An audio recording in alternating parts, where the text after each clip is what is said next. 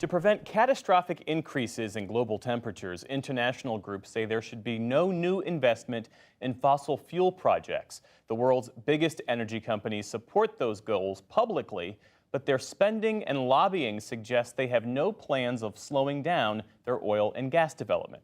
Correspondent Ali Rogan explores new data showing a disconnect between what major industry players are saying and what they're actually doing. The roads to carbon neutral. On TV, social media, and across the internet, our renewables business is part of the world's energy transition. Ads for oil and gas companies promoting everything except oil and gas. Keeping vehicles moving on the road to net zero. Investing in lower carbon technologies and exploring renewable fuels of the future. The climate action advocacy group InfluenceMap studied over 3,000 ads and other public marketing materials from the top 5 oil and gas companies in 2021. 60% of those had at least one claim about how the companies were helping fight climate change. But only 12% of those companies' spending this year is dedicated to those types of activities. This is how companies are pitching themselves to the public. InfluenceMap analyst Faye Holder wrote the report. There's this real mismatch between what the companies are suggesting they're doing and what they're actually doing. And if we brought that more in alignment, we would expect to see a lot more spend on genuinely low carbon alternatives. And InfluenceMap says its estimates are conservative. They relied on companies' financial disclosures, which Holder says are not always transparent. It's really hard to figure out, even with that 12% that we had in the report, how much of that is actually going towards things like renewables. The United Nations Intergovernmental Panel on Climate Change recommends substantial reduction in overall fossil fuel use to limit future global warming to less than 2 degrees Celsius. That's the goal of the Paris Climate Agreement, which the United States rejoined last year. To achieve that, the global energy sector must stop new fossil fuel projects now in order to reach net zero greenhouse gas emissions by 2050.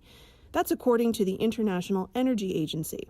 It's a vision that companies embrace publicly.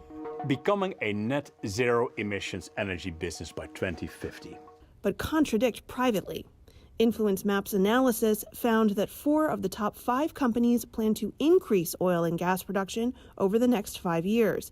And they've made that clear to lawmakers. The government should continue to advance the approval of and permitting of otherwise ready oil and gas projects. In the near term, the answer is straightforward. If we want to reduce prices, we need to increase supply. The need for more oil and gas reflects several realities, says Ryan Kellogg, professor at the University of Chicago who studies the economics of energy.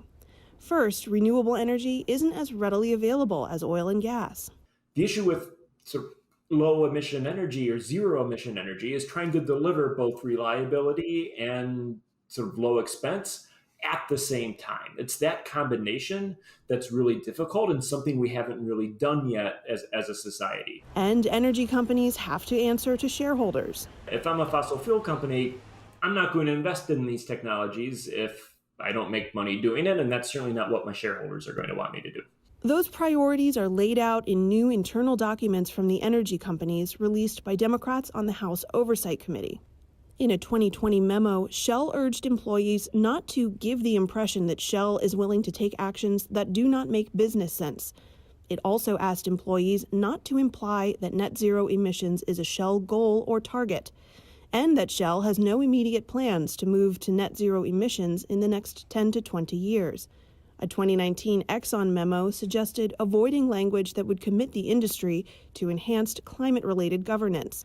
When asked for comment, a Shell spokesperson said the company has invested billions of dollars to transform its portfolio and accelerate a net zero future, and that by 2025, half of total expenditures will be on low and zero carbon products. The company also said the documents released by House Democrats are actually evidence of Shell's efforts to set aggressive targets, evolve its portfolio, and meaningfully participate in the ongoing energy transition. An ExxonMobil spokesman criticized InfluenceMap's report, saying a selective study without context is a deliberate attempt to generate a narrative. But InfluenceMap isn't alone in its conclusions. At least 4 attorneys general have ongoing lawsuits against oil and gas companies, citing misleading claims about climate change. We've seen the regulation of advertising famously be used to try curb the disinformation and kind of propaganda coming out of the tobacco industry.